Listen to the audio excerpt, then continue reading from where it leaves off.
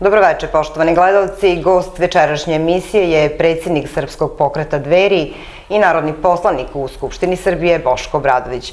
Gospodine Obradoviću, dobrodošli i dobroveče.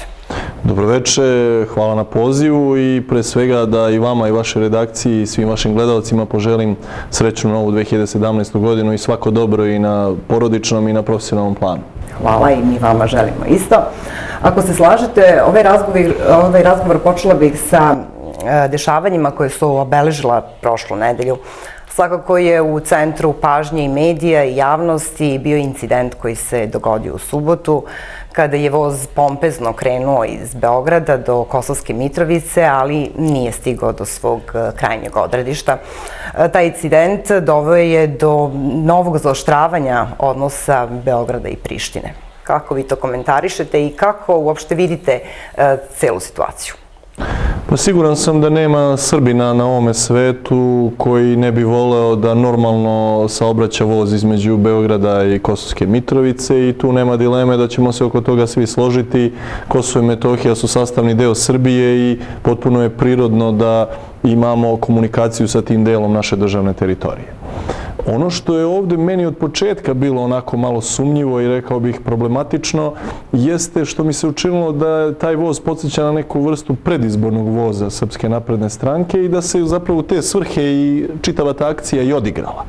Bilo je pomalo smešno gledati direktora Kancelarije za Kosovo i Metohiju Marka Đurića koji je na početku u vozu, pa onda izlazi u Topčideru iz voza, pa onda taj voz stiže do Raške oblasti, pa se iz Raške vraća praktično za Beograd bez poente čitavog tog putovanja. Sve to mi je govorilo da je to više malo izrežirano, iscenirano nego što se sve to zaista i desilo. I kao da Srpskoj naprednoj stranci, kako se približavamo izborima, malo nedostaje tog patriotizma.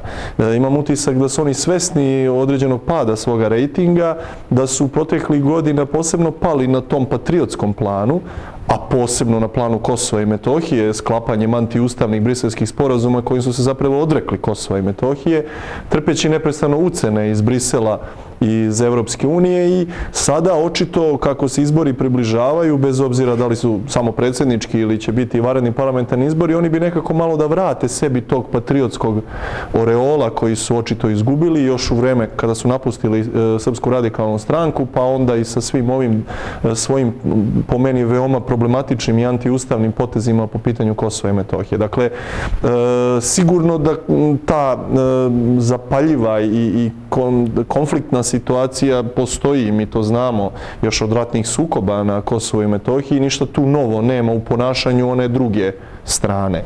Ovdje se samo postavlja pitanje šta mi radimo. Konkretno što se Dveri tiče, mi smo veliki protivnici ovakvog odnosa prema Kosovu i Metohiji od strane aktuelne vlasti. Smatramo da bi trebalo prekinuti ove pogubne pregovore u Briselu i temu Kosovo i Metohija vratiti u Savet bezbednosti Ujedinjenih nacija gdje imamo saveznike Rusiju i Kini. Dakle, mi tu imamo drugačije mišljenje od vladajuće Srpske napredne stranke i mi bismo to prosto radili drugačije. Nije stvar slati voz, a da znaš da taj voz neće preći granicu koju si ti napravio sa Kosovom i Metohijom. Dakle, treba raditi na tome da granice nema i da se ponište ti pogubni briselski sporazumi.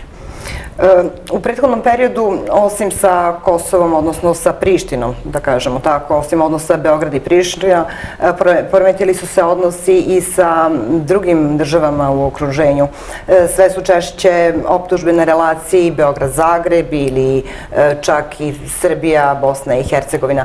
Kakav je stav Srpskog pokreta Dveri kao parlamentarne stranke patriotskog bloka po tom pitanju? Da budem veoma iskren i veoma otvoren, možda to malo zvuči ovako kao jedna jeretička misao, ali ja ponekad imam utisak da se vlasti u Beogradu i Sarajevu ili vlasti u Beogradu i Zagrebu dogovaraju da zajednički izazivaju takve medijske, pre svega, incidente.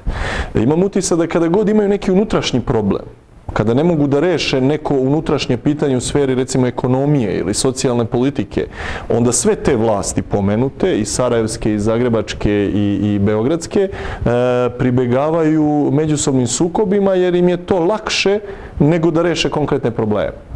I nekako sebi tako grade da taj patriotski imidž i onda glume neke patriote time što su se ne znam šta sad posvađali sa Hrvatskom ili Bosnom i Hercegovinom. Ja mislim da je mnogo značajnije rešavati probleme Srba u Hrvatskoj i Bosni i Hercegovini ili Republici Srpskoj i da bi na tome trebalo da poradi naša vlast, a ne na nekakvim bombastičnim izjavama i nekakvim medijskim foliranjima da su oni sada u nekom ratu sa ne znam kim sa druge strane. Mislim da su oni toliko puta pokazali da ne rade ono što je u interesu srpskog naroda u Bosni i Hercegovini ili Hrvatskoj. A od tih bombastičnih zapaljivih izjava mislim da naš narod tamo nema ništa.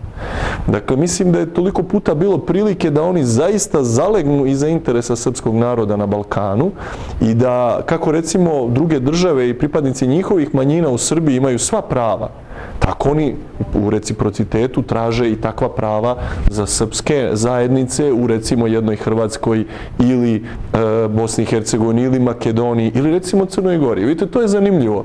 Zašto nema takvih zapaljivih sukoba između Beograda i Podgorice? To je vrlo interesantno pitanje. Zato što ja mislim da su Aleksandar Vučić i Milo Đukanović u izrazito prijateljskim odnosima, da je to jedna koalicija između njih dvojice i da je čak Aleksandar Vučić, što je za mene apsolutno neprihvatljivo, se umešao u izbornu situaciju u Crnoj Gori time što je podržao onu montiranu Milovu aferu o nekakvom pokušaju državnog udara na dan izbora i što je još gore, što još uvek u zatvorima u Crnoj Gori leže srpski državljani koji su praktično lažno optuženi da su nešto radili protiv interesa vladajućeg režima u Crnoj Gori. Aleksandar Vučić, srpska vlada u tome učestvuje, hapsi naše državljane, šalje ih u Crnu Goru, prihvata tu Milovu izmišljenu medijsku priču i to meni govori zapravo da su ti regionalni odnosi zapravo interesni odnosi. Znači, kada je u interesu Srpske napredne stranke da glumi patriotizam, ona se malo svađa sa Zagrebom, pa se malo svađa sa Sarajevom. A kada ima neke druge šeme i kombinacije sa Milom Đukanovićem, tipa da je Milo Đukanović praktično zaštićen ovde u Srbiji, da on ovde vjerojatno obrće i svoj novac koji je tamo opljačkan u Crnoj Gori, onda su to super odnosi. A ne vidim zašto bi bili naši odnosi super sa Crnom Gorom, kada isto tamo naš narod podjednako proganjan i na svaki način ponižavan, kao što je to u delu Hrvatske ili delu Bosne i Hercegovine. Dakle, mi imamo jedan izuzetno loš status Srba u Crnoj Gori, imamo proganjanje ćirilice, srpskog jezika, Srpske pravoslavne crkve, imamo krađu na izborima, imamo praktično nemogućnost da srpski narod koji čini najmanje 1/3 Crne Gore, a oni koji govore srpskim jezikom su preko polovine Crne Gore, a oni koji su pravoslavne veroispovesti su verovatno preko 70% Crne Gore, da oni ne mogu ni na koji način normalno da žive, da se zaposle, da imaju svoja prava u toj Crnoj Gori. Zašto Aleksandar Vučić ili Srpska napredna stranka ili Vlada Republike Srbije ili Tomislav Nikolić ćute o tome, jer su u prijateljskim odnosima sa Milom Đukanovićem, ličnim prijateljskim odnosima. A sa druge strane glume patriotizam u odnosima sa Sarajevom i Zagrebom. Ja sam pristalica jedne drugačije politike. Znači, nema potrebe za busanjem u patriotska prsa, treba nešto uraditi za Srbe u Hrvatskoj i u Bosni i Hercegovini, a najviše treba uraditi naravno na zaštiti i očuvanju Republike Srpske i sa druge strane zaštiti prava Srba u Crnoj Gori. I ja duboko verujem da će doći dan kada će se iznova postaviti pitanje referenduma u Crnoj Gori i kada će Crna Gora shvatiti koliko je bilo pogrešno odvajanje od Srbije i verujem da će građani Crne Gore u nekoj perspektivi želeti iznova da budu deo jedne zajedničke države sa Srbijom i mislim da je to nešto što je u obostranom interesu. Srbija treba da ima izlaz na more i Crna Gora je prirodan deo jedne državne zajednice u kojoj mi treba da živimo. Srpski pokret Dveri po prvi put je deo parlamenta. Kako vam sa gledišta narodnog poslanika danas izgleda politička scena u Srbiji? Pa želim pre svega da izrazim jedan svoj utisak koji sam stekao kada sam stupio u Narodnu skupštinu Republike Srbije po prvi put kao narodni poslanik, koliko je to jedna ozbiljna državna institucija. Jer mi, obični građani, kada gledamo i pratimo direktne prenose skupštinskih zasedanja, tumačimo Narodnu skupštinu prema ponašanju narodnih poslanika, a to često pređe u nešto što nije primereno, u svađe, sukobe, u neku cirkusnu, pijačnu atmosferu, a verujte, potpuno je drugačije kada ste iznutra. Narodna skupština je jedna od najozbiljnijih državnih institucija. Tamo radi više od 400 zaposlenih koji vrhunski rade svoj posao, od obezbeđenja do stručnih službi koje pripremaju sednice Narodne skupštine. Zatim tu imate sednice različitih skupštinskih odbora, pa imate razne parlamentarne delegacije koje posećuju druge zemlje, pa imate poslaničke grupe prijateljstva sa drugim zemljama, pa primate građane u Narodnoj skupštini, imate konferencije za medije u Narodnoj skupštini. Verujte, Narodna skupština je vrlo ozbiljna državna institucija i moj najpozitivniji utisak su ljudi koji tamo radi, koji su nas dočekali krajnje korektno i koji ne dele poslanike na poslanike vlasti i opozicije, jer već prema svima imaju podjednak odnos. Sa druge strane, moj drugi utisak je želja vlasti da se nekako minimalizuje značaj Narodne skupštine, da se Narodna skupština ponizi, da na neki način ona postane zaista neka pijačno-cirkusna atmosfera i zbog koje će građani Srbije malo da smanje gledanje direktnih prenosa i da im se ogadi čitava ta Narodna skupština i svi incidenti koji su se desili ili, ajde kažem, i verbalni sukobi koji su prerasli u razne vrste incidenata, uglavnom su inicirani od strane poslanika vladajuće koalicije, što meni govori da oni namerno izgleda žele da unište ili ugase ili ponište značaj Narodne skupštine i da su se malo uplašili opozicije koju su sada dobili. Po prvi put sada je tamo ozbiljna opozicija, šarenolika opozicija, ali ozbiljna opozicija i svako tamo iz svog ugla kritikuje aktuelnu vlast i to je, verujte, jedan novi kvalitet koji smo dobili u ovom novom sazivu Narodne skupštine i čini mi se da su Dveri tu možda i ponajviše, da upotrebim taj savremen izraz, profitirale. U kom smislu? Mnogi građani su tek sada upoznali Dveri. Tek sada su imali priliku da čuju u direktnim prenosima skupštinskih zasedanja zašto se mi zalažemo, da vide naše duele sa vlastima, da vide da smo mi jedna ozbiljna opozicija, da vide kako se mi ozbiljno pripremamo za te govore, kako veoma ozbiljno imamo i pouzdane informacije o raznim temama koje su na tema dnevnog reda i čini mi se da je podrška Dverima u porastu upravo zbog skupštinskih zasedanja, jer smo mi za ovih nekoliko meseci intenzivnog skupštinskog rada izrasli možda i u najozbiljniju opoziciju aktuelnoj vlasti, gledajući skupštinske prenose i sve ono što smo tamo uradili za ovih nekoliko meseci. Da. Pomenuli ste opoziciju, pa bih vas pitala, mi kao građani kada pratimo skupštinska zasedanja, primetimo vrlo često da pojedini poslanici opozicionih stranaka češće kritikuju opoziciju nego vlast. Kako je vaše mišljenje o tome, obzirom da ste direktno uključeni u sve to i ko je prava opozicija u Srbiji? Dobro ste to primetili i još se to bolje vidi iz skupštinskih klupa jer se vide ti neki možda i na televizijskom prenosu nevidljivi znaci koketiranja pa i otvorene saradnje i dogovora koji postoji između delova opozicije koji mogu samo da nazovem lažnom opozicijom. Mogu da vam navedem nekoliko primjera vrlo otvoreno.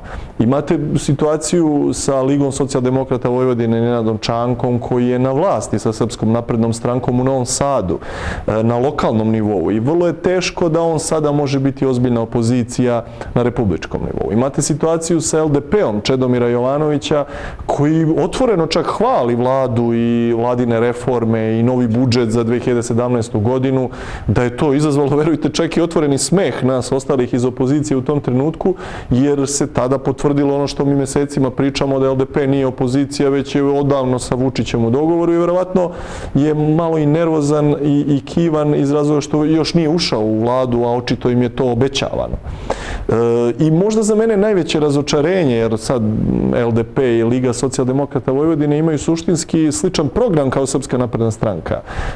I ne čudi me njihova saradnja i njihovo koketiranje, ali me izuzetno čudi ponašanje Srpske radikalne stranke. Vojislav Šešelj je tu za mene najveće razočarenje ovog saziva Narodne skupštine, jer neko ko je pobedio Haški tribunal, neko ko se vratio posle 12 godina ozbiljne robije iz Haškog tribunala kao pobednik nekako se smanjio, umilio i ućutao prema Aleksandru Vučiću i njegove vladi. To je za mene neverovatno razočarenje i to se vidi bukvalno na svim skupštinskim zasedanjima da će Vojislav Šešelj kritikovati svakoga izuzev Aleksandra Vučića. Biće spreman da nastupi veoma žestoko prema jednom, recimo, Michaelu Davenportu, kada on dođe u Narodnu skupštinu, kao ambasador Evropske unije, ali ni najmanje nešto slično neće uraditi ni prema Maji Gojković kao predsjedniku Narodne skupštine, ni prema Aleksandru Vučiću kao predsjedniku vlade, koji su mnogo više zaslužili od Vojislava Šešelja jedan takav odnos od jednog Michaela Davenporta. Tako da, imam utisak, i to nije samo moj utisak, mislim da taj utisak danas deli sve veći broj građana Srbije, da postoji jedan direktan dogovor između Aleksandra Vučića i Vojislava Šešelja o nenapadanju. To je jedna vrsta političkog dogovora koji mi ne možemo da znamo šta se iza toga krije, ali vidimo po konkretnim delima jednoga i drugoga i to čak ponekad bude onako smešno, jer se oni maltene onako drugarski, bratski obraćaju jedan drugom. Pa on njemu kaže Vojo, a on njemu kaže Aco i vi onda gledate, čekajte, zar ovo nisu Vojislav Šešelj i Aleksandar Vučić koji su bili na krvi na nož, ovaj mu je oteo stranku, pocepao stranku, izdao ideologiju, dok je on bio u zatvoru u Haškom tribunalu, sada su drugari. Pa onda Aleksandar Vučić priča anegdote kako mu je Vojislav Šešelj kupio prvi mobilni telefon, a Vojislav Šešelj priča neke druge anegdote kako je Aco bio sjajan student pravnog fakulteta i ja sad gledam, čekajte, ovo neka šala, ovo neki reality show, jer vi to zapravo sve nas zamajavate ovde. I zaista se Srpska radikalna stranka iz mog ugla gledano ne može doživjeti kao prava opozicija. Čast određenim narodnim poslanicima iz redova Srpske radikalne stranke koji se zaista ozbiljno pripremaju, koji ozbiljno analiziraju različita zakonska rešenja, koji ozbiljno učestvuju na sednicama skupštinskih odbora, ali vi vidite da oni su zapravo nemoćni i da oni ćute o Aleksandru Vučiću jer je to očito direktiva koju su dobili od strane Vojislava Šešelja i vidim to i po tome što sam nekoliko navrata dobio zaista podršku od strane kolega narodnih poslanika Srpske radikalne stranke kada sam ja veoma kritično govorio o vladi i o Aleksandru Vučiću i vidim da oni to vole i vidim da im je to blisko i vidim da bi i oni da to kažu, ali očito je imaju neku vrstu zabrane od strane Vojislava Šešelja. Tako da eto, to je jedan krug lažne opozicije koja očito, da tako kažem, figurira u Narodnoj skupštini Republike Srbije kao opozicija, a zapravo ima neku vrstu dogovora sa vlašću. I to će se sada preneti i na predsjedničke izbore i na nastupajuće izbore i ja zaista ne mogu u tom smislu Vojislava Šešelja onda da doživim kao opozicijonog predsjedničkog kandidata. Ja ga pre doživljavam kao predsjedničkog kandidata vlasti, kao Vučićevog kandidata i da će i oni u ovom predsjedničkom izbornom ciklusu da igraju tu vrstu ping-ponga kako igraju u Narodnoj skupštini Republike Srbije, ti meni Vojo, ja tebi Aco, i da će se hvaliti međusobno. Vučić će pričati o Šešelju kao jedini on može da ga ugrozi i on mu je ozbiljna opasnost na predsjedničkim izborima, a Šešelj će pričati o Vučiću kao jedinom velikom pravom, da tako kažem, ne znam čemu. I mislim da je vreme da naš narod prozre tu vrstu igre između Aleksandra Vučića i Vojislava Šešelja. To je zaista sramno i to je za mene zbog toga tako veliko razočarenje. Očekivao sam od Vojislava Šešelja ozbiljan i žestok opozicioni rad. Dobili smo jednu umivenu, finu i krajnje, kako da kažem, onako miroljubivu opozicionu priču. Posle svega što su naprednjaci uradili radikalima, to niko nije mogao očekivati. To samo govori da tu nekog dila ima. Sad ste rekli da često kritikujete aktuelnu vlast i da imate podršku od pojedinih, da kažem, kolega, narodnih poslanika, naravno iz drugih opozicionih stranaka. Šta im najviše zamerate? Imali smo prilike da vidite da ste par puta ušli u direktan sukob sa premijerom Aleksandrom Vučićem i ono što mi građani možemo da zapazimo to je da ste jako aktivni u Skupštini, da ste glasni, da ne kažem bučni i da argumentovano govorite zavisno o temi koja je reč. To je tačno da sam, evo, nedavno su izašli statistički podaci, bio praktično najaktivniji narodni poslanik u 2016. godini sa najvećim brojem nastupa za skupštinskom govornicom. Razlog tome je naravno želja Dveri kao jedne nove političke opcije u parlamentu da se naš glas čuje. Sa druge strane, tačno je da sam izrastao u možda najaktivnijeg ili najborbenijeg opozicionara u skupštinskim klupama i često čujem taj komentar koji ste vi sada imali od građana u direktnom susretu, da im se dopada ta vrsta žestokog opozicionog nastupa iz prostog razloga što nam to neki već period ozbiljno nedostaje. I nisam ja toliko sada genijalan narodni poslanik koliko je nama nedostajala ozbiljna opozicija u Narodnoj skupštini. I to je ljudima zato zaparalo oči, što je konačno došlo do ozbiljnog opozicionog nastupa u Narodnoj skupštini i što su počeli ti direktni dueli između narodnih poslanika opozicije i vlasti, a posebno direktni dueli sa ministrima kada dođu da brane određene zakone ili, to je naravno uvek najinteresantnije, direktni dueli sa predsjednikom vlade, a on je samo 2 puta bio u Narodnoj skupštini kada je birana vlada i kada je biran za premijera i kada je branio budžet za 2017. godinu. I jesu ostali upamćeni ti naši direktni verbalni dueli, ali verujte, ja to doživljavam kao jednu potpuno normalnu stvar, pa to je valjda i suština parlamentarizma i demokratije i ja upravo to zameram Srpskoj naprednoj stranci što je ona na neki način neprestano ima želju da ukine tu vrstu direktnih debata. Ukinula ih je na medijima, velikim beogradskim medijima sa nacionalnom frekvencijom, a sad bi nekako da to ukine i u Narodnoj skupštini. Pa to prosto nije moguće. Ja ih neprestano podsjećam na to da moraju da se naviknu da imaju ozbiljnu opoziciju i da su oni tu da odgovaraju na naša pitanja. Nije opozicija u parlamentu ona koja treba da odgovara na pitanja vlasti, nego je vlast ta koja treba da odgovara na pitanja opozicije. I u tom smislu ja sam takav kakav sam, ne volim nepravdu, ne volim direktne i otvorene laži i lažna predizborna obećanja, volim vlast da suočim sa istinom, sa argumentima, sa informacijama, sa pitanjima i ono što sam uveo kao praksu i mislim da je to veoma lepo odjeknulo u javnosti, mi konstantno svakog utorka i četvrtka kada Narodna skupština zaseda, a i kroz druge naše nastupe, postavljamo poslanička pitanja koja smo dobili od građana Srbije. Znači, mi smo sve naše gradske i opštinske organizacije instruirali da oni budu servis građana koji će prikupljati njihova interesovanja, probleme, muke, pitanja koja ne mogu da reše u odnosu sa državnom administracijom i mi onda smo njihov glas u Narodnoj skupštini Republike Srbije i mi postavljamo ta pitanja u formi poslaničkih pitanja, a u roku od 15 dana svi državni organi su obavezni da nam odgovore na ta pitanja.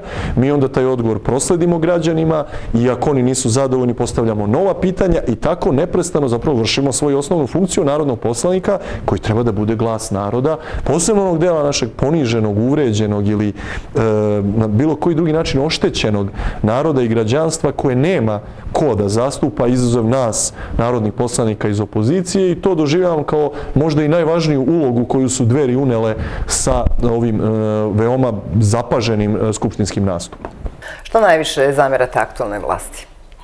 Pa pre svega upravo ta prekršena predizborna obećanja. Ja sam ovaj svoj obilazak Srbije u formi predsjedničke kandidature i nazvao u jednom delu te kampanje stazama Vučićevih lažnih predizbornih obećanja. I toliko je toga što su oni obećali za ovih 5 godina vlasti, a toliko je malo toga što su oni i uradili. Pre svega mislim da je najveća zamerka ide zbog ovog zaista nehumanog smanjenja plata i penzija kojim su izvrgnuti svi građani Srbije, dok sa druge strane imate povećanje poreza, taksi i akciza. Također im zameram ovu zaista po meni sada već nenormalnu podršku stranim firmama koje dolaze u Srbiji. Da mi naše pare investiramo u strance koje dolaze, a da te naše pare ne investiramo u domaćih privrednika i poljoprivrednika, ja to ne mogu da razumem i to im neprestano zameram i ponavljam. Također, mislim da previše brinu o interesima nekih stranih centara moći. Previše brinu šta im kaže MMF, šta im kaže Svetska banka, šta im narede iz Brisela, šta im kažu iz NATO-a. Mislim da malo više treba da brinu u interesu običnog građanina, naših običnih ljudi, svih naših porodica i to je ono oko čega zaista najviše sa njima, po znacima navoda, ratujem, to je naša ideja ekonomskog patriotizma, da malo više brinu o domaćem ekonomskom interesu, da pitaju domaćih privrednika i poljoprivrednika šta njima treba, šta njima država može da pomogne i da ih zaštite. da ih zaštite od ovog monopola stranih firmi koje su ovde preuzele svu vlast, od stranih banaka, od stranih trgovinskih lanaca, od stranih firmi koje su dobile naše subvencije, a ne plaćaju porez na ostvarenu dobit u Srbiji, jer lažno prikazuju svoje poslovanje sa gubitkom i iznose ekstra profit u inostranstvu. Dakle, prosto naša država ne može biti u funkciji stranih banaka i stranih firmi ili stranih Svetske banke i MMF-a. Naša vlast i naša država moraju da brinu o domaćem ekonomskom interesu i moraju stanu u zaštitu našeg privrednika i poljoprivrednika. To je razlika između ekonomske politike Srpske napredne stranke i ekonomske politike Dveri. I tu negde mi se najviše zapravo sporimo, računajući ovu najnoviju aferu koju smo otkrili, a to je odnos stranih banaka prema našim sudovima. Mi smo otkrili jedan opasan slučaj korumpiranja sudova od strane stranih banaka koje našim sudijama daju izuzetno povoljne kredite da bi oni zapravo, kada dođe do suđenja bankama, kada se jave oštećeni bankarski klijenti, ja sam u to duboko uveren, sudili na korist banke, a na štetu oštećenih bankarskih klijenata. I predali smo kompletnu dokumentaciju i dokaze kako banke to rade i kakve su ugovore sklopile sa sudijama u svim glavnim sudovima u Beogradu i predali smo to i predsjedniku vlade Aleksandru Vučiću, predali smo novoj ministarki pravde Neli Kuburović i evo, posle nekoliko meseci nikakve reakcije nema. Dakle, banke i sudovi to i dalje rade. Kao što inače banke deru kožu s leđa građana Srbije, mi imamo sve veći broj prezaduženih porodica, porodica koji više ne mogu da vraćaju svoje kredite, ne mogu da plaćaju komunalne usluge. Ljudi su ostali bez posla, nisu u situaciji. Šta je rešenje? Da im šaljemo privatne izvršitelje, da im popišu imovinu i da ih izbace iz njihovih porodičnih domova sa decom? Ja mislim da to nije rešenje. Ja mislim da je obaveza mene kao predsjedničkog kandidata ili politike Dveri koju ja zastupam, Zakon o zaštiti prezaduženih porodica i svaki drugi potez koji će zaštititi one koji su danas socijalno najugroženiji, a ne štititi banke i strane firme, jer one mogu da prežive i bez nas, a naši obični građani ne mogu da prežive bez države. Eto, to je ono što im zameram, istovremeno ću pokazujući šta bih ja uradio da sam na njihovom mestu. Jer mislim da je posao prave opozicije ne samo da kritikuje. I mi nikada nećemo biti takva opozicija koja sad kritikuje sve što vlast predlaže. Evo, recimo, mi smo i glasali za neke predloge vlasti. Glasali smo za ukidanje viza između Srbije i Kine. Glasali smo za još neke prave stvari. I mi nemamo taj problem. Mi smo ogorčeni protivnici ove vlasti. Mi smo najžešća opozicija ove vlasti. Ali kad predložite nešto dobro, javno ćete dobiti našu podršku. Znači, mi smo takva opozicija. Nismo mi opozicija Srbiji. Mi smo opozicija vladi Aleksandra Vučića. Sve što ta vlada dobro uradi za Srbiju, imaće našu podršku. I zato smo išli svojevremeno i na konsultacije kada je mandatar želeo da čuje naše mišljenje i predložili mu niz konkretnih mera, od uvođenja Ministarstva za brigu o porodici do rešavanja niza drugih stvari. Malo šta ili gotovo ništa od toga nije uzeo u obzir. Mi nastavljamo dalje da ga kritikujemo, ali istovremeno da predlažemo konkretna rešenja šta bismo mi uradili kada bismo bili na vlasti. To ja zovem konstruktivnom opozicijom i mislim da je to naša uloga u Narodnoj skupštini Republike Srbije. Poznato je da se Dveri zalažu za prekid pregovora za ulazak Srbije u Evropsku uniju i bliže, odnosno čvršću saradnju sa Ruskom federacijom i Kinom. Da li mislite da je to izvodljivo u ovom trenutku kada je Srbija već onako zagazila na put za Evropsku uniju? Dobro ste primetili, čak tako i deluje da smo zagazili neki put bez povratka, odnosno da smo upali u neku provaliju iz koje sad ne znamo kako da izađemo. Ta provalija se zove 16-godišnji put Srbije u Evropsku uniju, a ne zaboravite, mi smo krenuli na taj put 5. oktobra 2000. i evo posle 16 godina nimalo se nismo približili ulasku u Evropsku uniju. Šta je za nas tu zapravo taj pravi problem? Problem su ucene koje mi neprestano dobijamo iz Brisela na tome putu. Mi smo stari, drevni evropski hrišćanski narod. Nemamo mi problem da budemo deo Evrope. Mi smo kolevka Evrope. Balkan je izuzetno značajan u evropskoj istoriji kao kolevka evropske civilizacije, računajući tu i Grčku, i Rim, i Jerusalim kao tri najvažnija centra nekog evropskog identiteta. Dakle, mi smo evropski narod, mi smo u srcu Evrope, mi smo okrenuti ka Evropi, mi pripadamo evropskoj civilizaciji, evropskom krugu vrednosti, s tim što ja, to je veoma važno da naglasim, i Rusiju smatram delom Evrope i bez ruske kulture i duhovnosti se takođe Evropa ne može zamisliti. Ali šta je naš problem onda sa tom Evropskom unijom? Zato što Evropska unija nama neprestano isporučuje neke zahteve koje nikome drugome nije isporučila. Evropska unija nas neprestano ucenjuje na tom putu Evropsku uniju, a taj put nikada nema kraj. I oni očito koriste to naše putovanje da bi nas ucenjivali, pritiskali, maltretirali i na svaki drugi način izvlačili za sebe korist. Da li je to nezavisnost Kosova, ili je to rasprodaja našeg prirodnog i prirodnog bogatstva, ili je to bilo šta drugo, sve to na tome putu neprestano se dešava kao nova i nova ucena. Mi mislimo da taj takav poguban put evropskih integracija treba zaustaviti. Treba jednostavno se zahvaliti na takvom pozivu u Evropsku uniju koji nas toliko košta, a da pritom se Evropska unija, verujte, raspada na naše oči. Da je Evropska unija u ogromnoj krizi finansijskoj, migrantskoj, bezbednosnoj, da Evropska unija, odnosno evropski narodi i države gledaju kako da prežive i kako da se snađu u svim tim krizama. I nikome više ne pada na pamet da razmišlja o proširivanju Evropske unije na Balkan. I ja tu neprestano kažem veoma plastično naš stav. Mi smo, kada se raspadala bivša Jugoslavija, bili poslednji komunisti i poslednji Jugosloveni u toj Jugoslaviji. Glupo je da to ponovimo i sada. Glupo je da budemo poslednji evrofanatici i da se jedini u Evropi zalažemo za ulazak u Evropsku uniju kada se ta Evropska unija raspada. I to ja zameram vladi Aleksandra Vučića. Oni nisu primetili velike geopolitičke promene u Evropi i u svetu. Svet se menja. Pogledajte Brexit. Velika Britanija je izašla iz Evropske unije. Pogledajte pobedu Donalda Trumpa u Sjedinjenim Američkim Državama. Pogledajte sada tu njegovu ideju o jednom savezništvu i prijateljstvu sa Rusijom u borbi protiv međunarodnog islamskog terorizma. To je novi svet. Rađa se novi svet. To do pre nekoliko meseci je bilo nezamislivo. Pa ko je verovao da će Velika Britanija izaći iz Evropske unije? Ko je verovao da će Donald Trump pobediti? Dakle, svet se menja ogromnom brzinom. Evropa se menja ogromnom brzinom. Ove 2017. godine niz izuzetno važnih izbora u Francuskoj, Holandiji, Nemačkoj. Rastu političke opcije koje su evroskeptične poput Dveri u Srbiji. Imate Slobodarsku partiju Austrije, imate Nacionalni front Francuske, imate Wildersa u Holandiji, imate niz alternativu za Nemačku u Nemačkoj. Imate niz praktično političkih opcija koje govore sve ono isto što govore Dveri u Srbiji. Da žele da se vrate nacionalnom suverenitetu, da žele da zaštite nacionalni identitet, da žele da brinu o svom ekonomskom interesu, da žele da zaštite državne granice od migrantske najezde. I onda vidite da je politika Dveri danas pobednička u svetu i u Evropi. Vidite da to za što se mi zalažemo danas pobeđuje na izborima širom Evrope. I tek sada građani Srbije shvataju šta su im Dveri pričale godinama unazad. Jer nije to u krajnjem bilo lako razumeti kada je čitava matrica glavne propagande bila Evropska unija nema alternativu još od Borisa Tadića pa do Aleksandra Vučića. Ne, Evropska unija ima alternativu. Evo, evropski narodi neće više da slušaju taj centralni komitet iz Brisela, svi hoće da budu samostalni i nezavisni, da se što više pitaju u svojim državama, pa to isto želimo mi u Srbiji. Znači, nemamo mi ništa protiv saradnje sa Evropskom unijom, saradnje sa svim pojedinačnim evropskim državama. I ništa se tu, verujte, neće promeniti, naprotiv.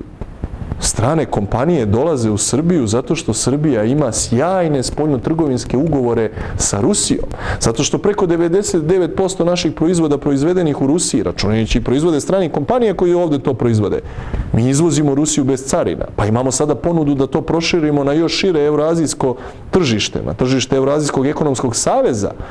To je ogromna ekonomska perspektiva za Srbiju. To je naša šansa da u okviru ovog novog savezništva i prijateljstva između Rusije i Amerike mi budemo taj evropski most, Beograd bude ta prestonica i taj centar na Balkanu u okviru takvog jednog savezništva i da onda smo mi jedna veoma poželjna destinacija za ulaganja koja se idu i ka Evropskoj uniji, odnosno ka Evropi, toj novoj Evropi koja se rađa na razvalinama Evropske unije i idu isto tako ka Rusiji, odnosno ogromnom evroazijskom tržištu.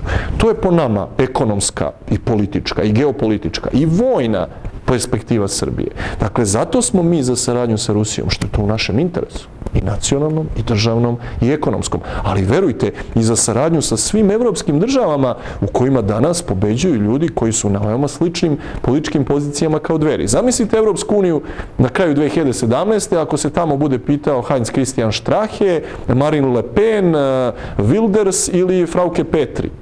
A oni će se sigurno pitati, čak i ako ne pobede ove godine na izborima, oni već sada imaju između 20 i 40% glasova u svojim državama. Znači, oni će se i tekako pitati. Sasvim je prirodno da u 2017. godini jedna politička opcija njima bliska, ovde u Srbiji poput Dveri, treba da raste i da dolazi na te pozicije, te podrške koje oni imaju u svojim državama, jer je to ta nova geopolitička realnost i mi smo potpuno na tragu tih političkih promjena koje se danas dešavaju u Evropi i u svetu. A zanimljivo je, uprostite jednu veoma važnu rečenicu, zanimljivo je da svi oni koje sam pomenuo, ta nova Evropa koja se rađa, vidi saradnju sa Rusijom kao njihov spoljno-politički prioritet. I vi vidite da ono što smo mi godinama pričali, da je suština naše politike i spas za Srbiju, strateška saradnja sa Rusijom kao partnerom broj 1, to danas kažu Austrijanci, to danas kažu Nemci, to danas kažu Holanđani, kažu Francuzi. Pa pogledajte, Marine Le Pen je javno rekla da će ona priznati Krim kao sastavni deo Rusije. Pa čekajte, to su Dveri rekle pre nekoliko godina. Dakle, politika Dveri danas tek dobija na ceni, jer sada svi vide da je to politika koja počinje pobeđuje širom Evrope i ja sam duboko uveren da ta politika sada i sa predsjedničkim izborima osvaja i Srbiju i da vreme Dveri tek dolazi. Či vi smatrate da, odnosno da je izvodljivo da se prekinu pregovori za ulazak Srbije u Evropsku uniju i da to ni na koji način ne bi ekonomski dodatno ugrozilo našu zemlju, obzirom da iz aktualne vlasti imamo često priliku da čujemo da kažu da je to neizvodljivo, da je to nemoguće iz razloga što su sve, odnosno da je većina stranih kompanija koja zapošljava najveći broj ljudi u Srbiji iz Evropske unije, iz Nemačke, iz Holandije, iz Austrije i da bi mi na taj način ugrozili ekonomsku stabilnost, ako možemo tako da nazovemo zemlje.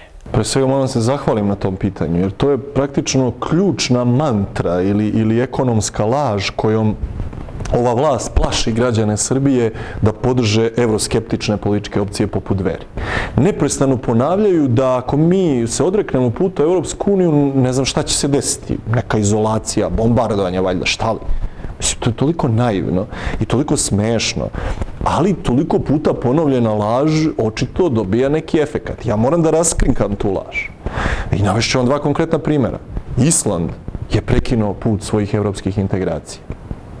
Je se nešto desilo na Islandu? Je li Island bombardovan? Je li Island izolovan? Je li Island doživio ekonomski krah? Naprotiv. Od trenutka kada je Island napustio put evropskih integracija, od trenutka kada je Island rekao MMF-u mi ne želimo više vaše usluge, od kada je Island bankrotirao, Island je počeo da se podiže. I danas je Island počeo da vraća i vratio najveći deo svojih dugova, njegova ekonomija se stabilizovala, građani treba da razmišljaju upravo suprotno, da je kvalitet za Srbiju prestanak naših evropskih integracija, jer to donosi neke nove ekonomske perspektive i ideje. Velika Britanija, evo, izašla iz Evropske unije, pregovara na koji način će završiti svoje članstvo u Evropskoj uniji i to treba i mi da uradimo. Znači, šta znači prekinuti evropske integracije? To znači pregovarati dalje sa Evropskom unijom kako da mi sarađujemo, a da nismo član Evropske unije. Eto, to vam je jedna najnormalnija stvar. Jer, pazite, treba imati u vidu jednu stvar koju krije ova vlast. Nisu sve zemlje u Evropi članice Evropske unije. Imate sada Veliku Britaniju i Island koje sam pomenuo, ali imate i Švajcarsku i Norvešku koje nisu člane Evropske unije. Šta su te pametne države uradile? Te pametne države nisu želele da budu član Evropske unije, ali su naravno uradile ovo što ja predlažem za Srbiju. Ušle su u neku vrstu saradnje sa Evropskom unijom. I to se zove evropski ekonomski prostor u koji su oni takođe ušli, sklapajući niz sporazuma, poput takozvanih EFTA sporazuma, sa Evropskom unijom, koje su u njihovom interesu. Dakle, Srbija to isto treba da uradi. Mi treba da kažemo Evropskoj uniji, da, mi želimo da budemo deo evropskog ekonomskog prostora. Mi želimo da sarađujemo sa Evropskom unijom i svim pojedinačnim zemljama Evrope. I želimo s vama da sklopimo sporazume o tome. Ali ti sporazumi moraju poštovati i naše interese. Ti sporazumi moraju biti u obostranom interesu. Kakve smo mi do sada sporazume sklapali poput sporazuma o stabilizaciji i pridruživanju sa Evropskom unijom, čuvenim SSP-om? Samo su bili u interesu Evropske unije. Nikada nijedan od tih sporazuma nije gledao neki interes Srbije. Kao i ovi briselski sporazumi koji se sklapaju po pitanju Kosova i Metohije u Briselu. Nekako su ti sporazumi uvek u interesu one druge strane, a nikako da budu u interesu i Srbije. Vidite, kada na ovaj način pregovarate sa Europskom unijom, kao što su to radila jedna Švajcarska na jedan fantastičan način, svaki pojedinačno sporazum je morao da dobije podršku Švajcarske i da Švajcarska kaže da li je to u njenom interesu ili ne. Možda mi nismo Švajcarska, ali ne treba da budemo ni banana republika koja će jednostavno sve sporazume sklapati isključivo na svoju štetu, poput recimo sporazuma o stabilizaciji i pridruživanju, da navedem samo jedan primer, po kome od 1. septembra ove godine u Srbiji je moguća prodaja poljoprivrednog zemljišta stranci. Dakle, to je katastrofalno na štetu Srbije. Kao što bi katastrofalno na štetu Srbije bilo da sada mi, zbog ulaska u Svetsku trgovinsku organizaciju, a to je uslov da bismo ušli u Europsku uniju, morali da dozvolimo uvoz i promet genetski modifikovane hrane i semena. Dakle, to su nedopustive stvari. Je li to u našem nacionalnom interesu? Nije. Dakle, taj sporazum nam nije interesantan. Imate neki drugi sporazum? Imate. Koji je? Ovaj nam je sporazum, na primer, interesantan. Zato što je tu interes Srbije vidljiv. Dakle, nema razloga za strah. Nikakvog više bombardovanja neće biti, nikakve više izolacije i sankcija neće biti. Firme, strane firme koje su ovde došle, nisu došle što nas vole i što im se sviđa Srbija i Beograd, nego zato što vide svoj ekonomski interes. Iako mi ne budemo, a nikada nećemo biti članica Evropske unije, one će i dalje vidjeti taj isti svoj ekonomski interes, posebno kada znaju da odavde svoje proizvode mogu da izvoze u Rusiju bez carina. Dakle, to je jedno plašenje naroda od strane aktuelne vlasti koje se ovako vrlo lako može razbiti. Problem je samo što mi nemamo te mogućnosti direktnih televizijskih duela na velikim beogradskim medijima, gdje bismo mi veoma lako razbili te čuvene ekonomske laži ove vlasti i svi ljudi, a već ih je preko 40% koji su protiv ulaska u Srbiju i Europsku uniju, taj procenat bi znatno bio povećan i verujem da bi već jedna ozbiljna većina građana Srbije bilo potpuno uverena da je perspektiva Srbije van Evropske unije. Upravo ste rekli da je procenat građana koji ne žele, je li tako, u Evropsku uniju 40%. Tako je, preko 40%. Što je, da, što je mnogo drugačije nego pre, da kažemo, 4, 5, 6 godina kada je taj procenat bio mnogo manji. Oni koji ne žele. Dozvolite, ja mislim da je taj procenat sada još veći nego ga vlast krije. I imate ono čuveno pitanje, ako bi uslov za naše dalje evropske integracije, ulazak u Evropsku uniju bio da mi predamo Kosovo i Metohiju, onda taj procenat skače na 70, prosto one koji su protiv. Da, postoji sad tu više opcija i ukoliko bi uslov bio da uvedemo sankcije u Rusiji. Tako je, tako. Uslov da uđemo u NATO, onda je preko 80% ljudi protiv. Uslov da prodamo Telekom, opet je 70% ljudi protiv. Dakle, ogromni su procenti protiv, ali politički to nije još uvek... Ali i politički, eto, možemo da primetimo da su na izborima, parlamentarnim i republičkim izborima 2016. godine, proruske stranke, odnosno one stranke koje imaju slične ideje kao Dveri, imale znatno veću podršku nego što je to bilo ranije, nego na izborima 2012. Evo i slučaj sa Dverima. Tako je. Mislim, prosto neka politika mora da sazreli trenutak, moraju građani da dobiju pravu informaciju. Prosto to vreme je došlo. I ta politička situacija o kojoj ste pričali u zemljama Evropske unije, kao što su Austrija, Holandija, Francuska... Tako, pa ljudi jasno gledaju i kažu sebi, pa čekaj, što vi ljudi svi beže iz Evropske unije? Što taj Viktor Orban je izbacio MMF iz Mađarske?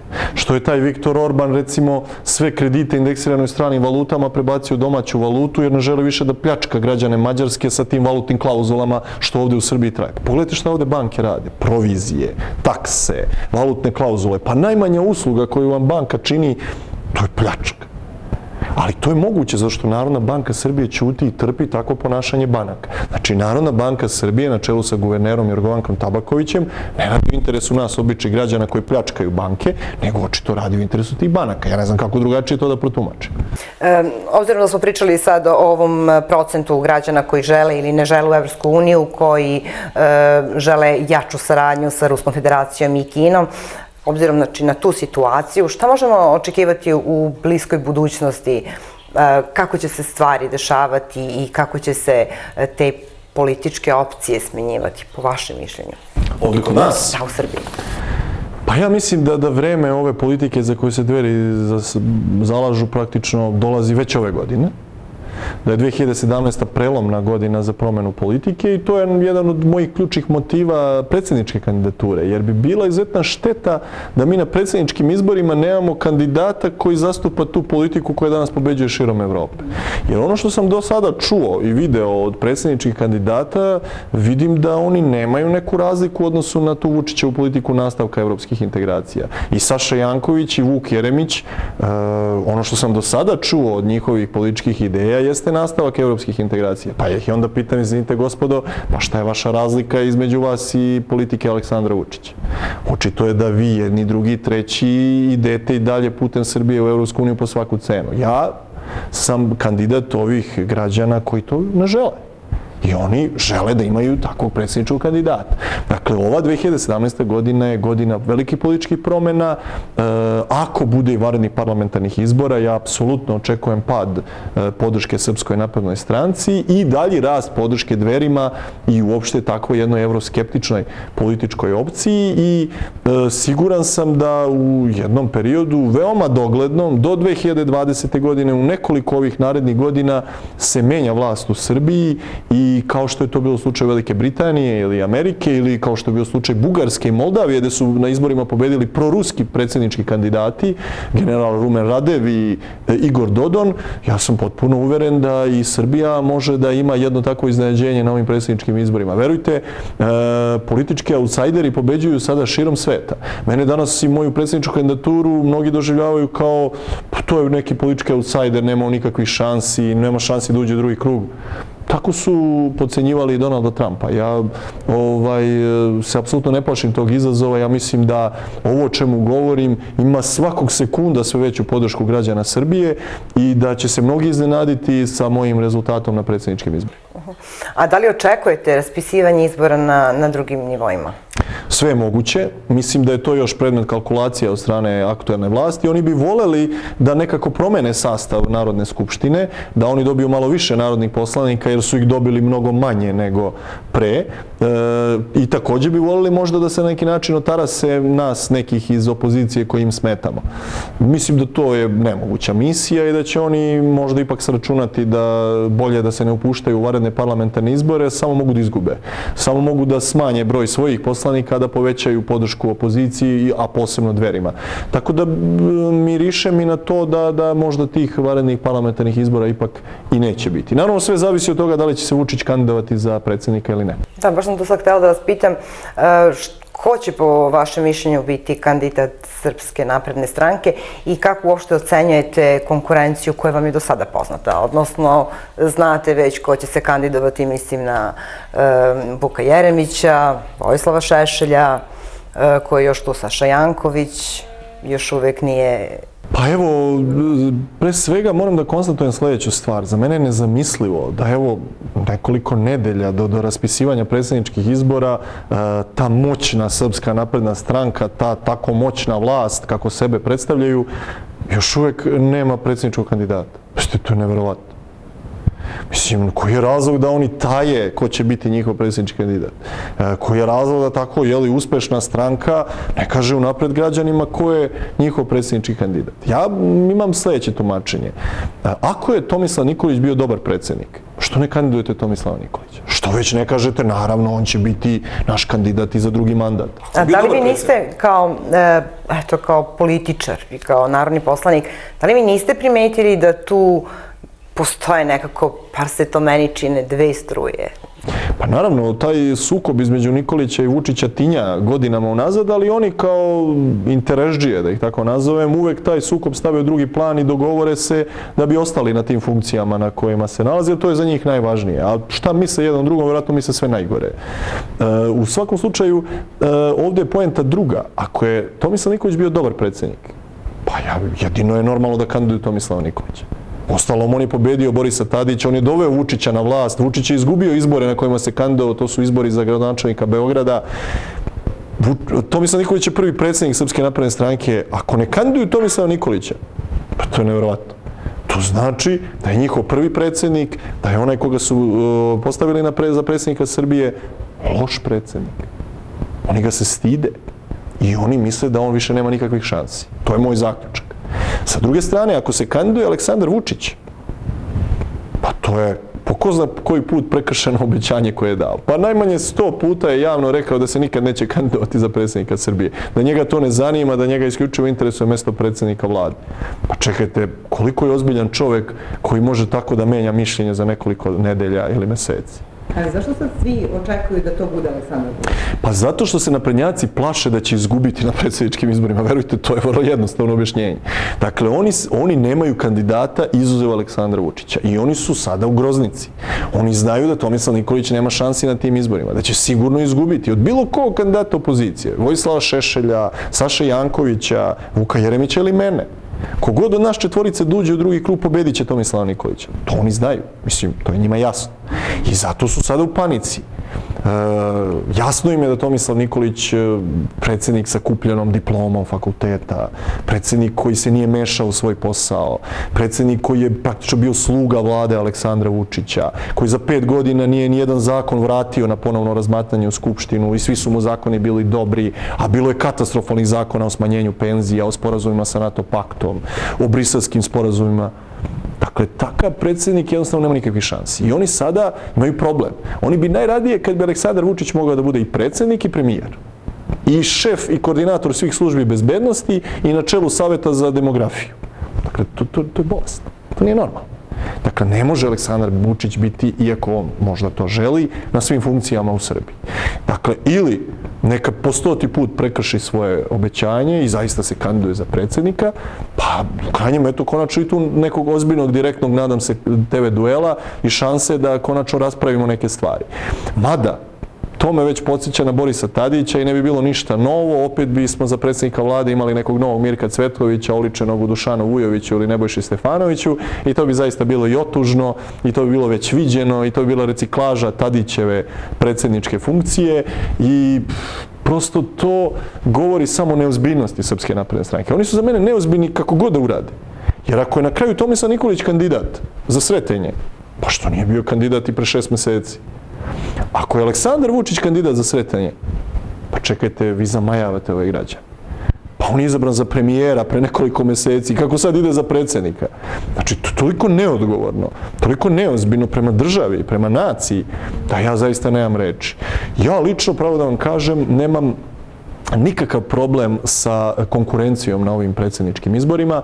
Mislim da imam originalnu i autentičnu politiku. Mislim da Dveri rastu u podršci biračkog tela i da sa jedne strane jedini koji mi je konkurencija sa političkom idejom, kao što je Vojislav Šešelj, nije prava opozicija i iz tog ugla građani ga neće podržati jer žele da podrže neko koji je opozicija ovoj vlasti. A oni koji su mi konkurencija sa nekog drugog pola, u smislu da su opozicioni kandidati poput Vuka Jeremića ili Saše Jankovića, oni mi nisu konkurencija sa političkom idejom, jer oni imaju iste stavove kao Aleksandar Vučić ili kao Čeda Jovanović. Dakle, ajte ljudi da vidimo šta je vaša politika. Ja zaista, evo, mi smo isto blizu izbora, niko ne zna šta je politika Saše Jankovića i Vuka Jeremića. Pa čekajte, vi neprestano pričate, se kandidujete, a niko ne zna šta je vaša politika. Hoćemo li konačno saznati šta je vaša politika? Ali ako je vaša politika nastavak evropskih integracija Srbije, pa čekajte, to već imamo sa Vučićem, sa Tomom Nikolićem, što bismo, nije stvar ovde promeniti vlast više. Ovde mora se menja politika i mora se menja sistem koji je loš. I zato ja ovu predsjedničku trku trčim iz tog ugla običnog građana. Želim da progovorim u ime svih tih običnih ljudi koje niko ne zastupa. I da navedem samo nekoliko primjera. Imate danas fakultetski obrazovane ljude koji su nezaposleni. To je jezivo. Imate fakultetski obrazovane ljude koji rade za primanja koje su ispod prosječne plate u Srbiji. Koji ne mogu da obezbede svoju porodicu, svoju decu. Imate hiljade i hiljade ljudi koji odlaze iz ove države i sada mi svoju decu i unuke sve više gledamo preko Skype-a i više ih ne viđamo i oni postaju sada neki drugi ljudi u nekim drugim državama. Dakle, ko će to da zaustavi? Ja sam kandidat zaustavljanja odliva mladih, visoko obrazovanih ljudi iz Srbije. To je moja predsjednička misija. Kao što je moja predsjednička vizija da budem predsjednik svih Srba sveta. Nisam ja predsjednik samo građana Srbije. Ja sam predsjednik svih Srba u regionu, svih Srba u dijaspori.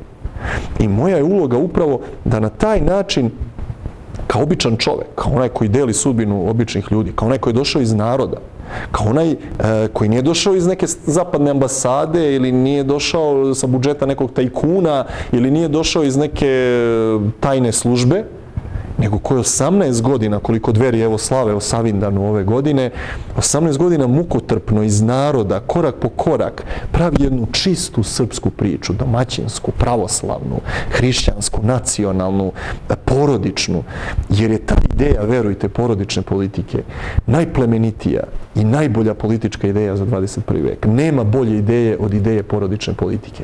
A to znači podrška svakome danas u Srbiji, jer porodica je danas i onaj ko je razveden. Porodica je i onaj ko nije sklopio brak do sada. Porodica je i onaj ko ima jedno dete. I onaj ko ne može da ima dece iz različitih razloga. I on je porodica koju danas treba da podržimo i pomognemo. I o tome se nikad politički nije pričalo. Tek od kad su Dveri pre 5 godina stupile na politički teren, posle 12 godina rada u nevladinom sektoru, prvi put se priča o porodici u Srbiji. Prvi put je prisutna porodična politika. Prvi put je jedan politički pokret porodičnih ljudi u Narodnoj skupštini. I prvi put su sve te teme samohrane majke, samohrane oca, onog razvedenog kome se ne plaća alimentacija godinama. To je politička tema. Po prvi put od kad su Dveri u Narodnoj skupštini. Po prvi put neko štiti onu porodicu koju sa decom izbacuju na ulicu zato što ljudi nisu platili račun za struju. Čekajte, u 21. veku vi nekom isključujete struju i vodu, odakle da plati? Dakle, to ozbiljna socijalna država sebi ne sme da dozvoli. To su porodične teme i to je porodična politika koja je zapravo moderna politika za 21. vek i nisu slučajno Dveri pozvane u Svetski kongres porodica, najveću međunarodnu organizaciju za zaštitu porodičnih vrednosti i tamo ušle već u bord direktora tog međunarodnog pokreta, među one koji zapravo vode taj veliki pokret porodičnih ljudi u celom svetu, jer svi shvataju da je danas zaštititi svoju porodicu, obezbediti egzistenciju, očuvati njen moral, njeno dostojanstvo, njene vrednosti, tradicionalne vrednosti, najvažnija misija svake politike. I to je, zbog toga ja toliko verujem u uspeh Dveri, jer mora da uspe ta ideja porodične politike, svi smo za nju zainteresovani kao porodični ljudi i ona sigurno pobeđuje u Srbiji. Pretpostavljam da ste na ovaj način delimično odgovorili na ono što sam htela da vas pitam na kraju, odnosno da vas pitam koja bi vaša poruka bila kao sa stanovišta predsjedničkog kandidata. Da li biste nešto dodali možda? Pa možda samo još to da građani zaista nemaju razloga da se plaše ove vlasti. Ova vlast je veoma krhka i na staklenim nogama. Čini mi se da se ova vladajuća koalicija postepeno već i raspada.